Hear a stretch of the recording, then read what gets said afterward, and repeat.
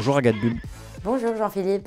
Vous êtes directeur Wealth Solutions chez Eurazeo. Eurazeo a lancé il y a quelques années le fonds Eurazeo Private Value Europe 3, qui est un fonds disponible en assurance vie à un compte titre dont l'encours a dépassé 3 milliards d'euros il y a quelques semaines. Je vais vous présenter le concept de cette capsule. Je vais vous poser 4 questions. Les réponses seront de soit 30 secondes, soit 1 minute. Est-ce que vous êtes prête ? C'est parti. Qu'est-ce qui vous a amené à créer ce fonds avant la vague de démocratisation sur le non-coté que l'on connaît depuis quelques années ?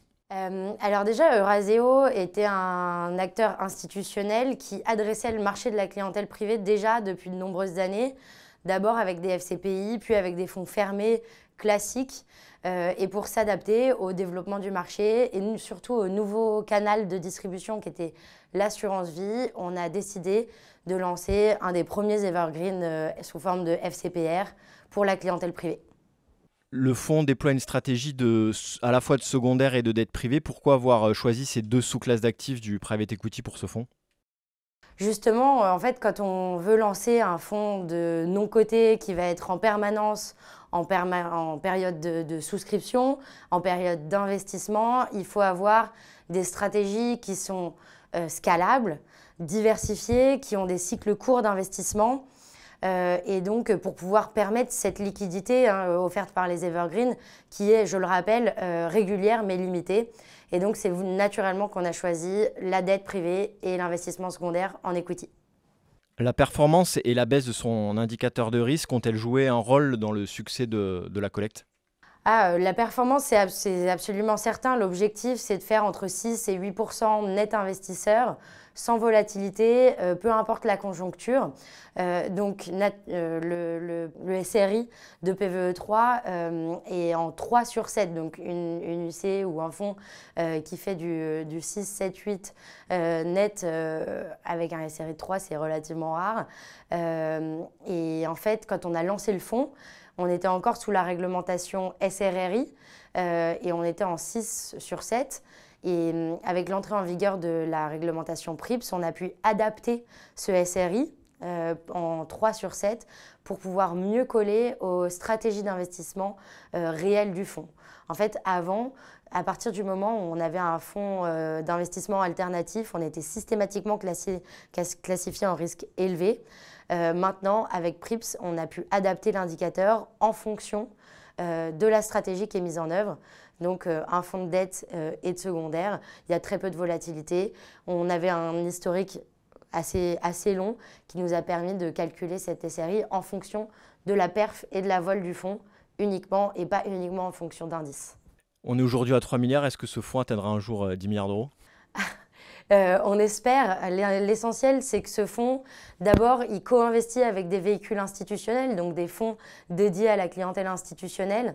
Il est mis en œuvre par deux équipes chez Eurazeo qui sont établies, qui sont présentes sur le marché depuis 2003 pour le secondaire, depuis 2007 pour la dette. Et surtout, il évolue sur des stratégies qui sont profondes, des marchés qui se développe de plus en plus. Donc, c'est ce qu'on lui souhaite, évidemment. Dernière question, est-ce qu'il y a trop d'offres aujourd'hui sur le marché ?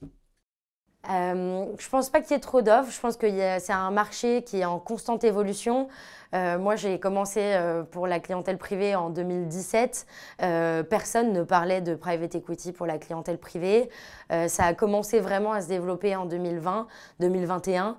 Je pense qu'il y avait 2 raisons. C'était une demande du marché, mais aussi les acteurs institutionnels qui ont commencé à s'intéresser à ce segment de marché, le développement de l'assurance vie. Donc moi, alors si je peux donner un conseil, c'est que toutes les stratégies, toutes les stratégies ne sont pas adaptées à l'evergreen. Donc il n'y a pas trop d'offres. L'offre fait la demande. Pour les investisseurs, d'avoir le choix, c'est important aussi. Mais il faut bien choisir son manager. Il faut bien choisir les stratégies dans lesquelles on investit.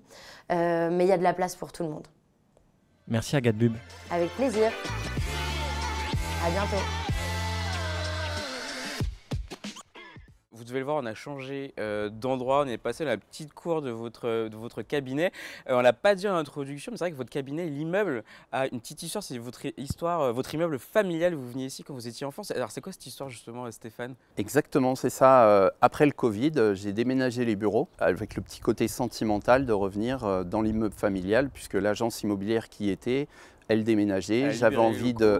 Elle libérait les locaux et j'avais envie de me rapprocher des racines familiales. Et vous avez une partie de la famille justement qui habite encore Exactement. En haut. C'est très sympa cette histoire. Bon, du coup, on revient sur des sujets plus financiers, mais c'était très sympa comme Avec plaisir. histoire.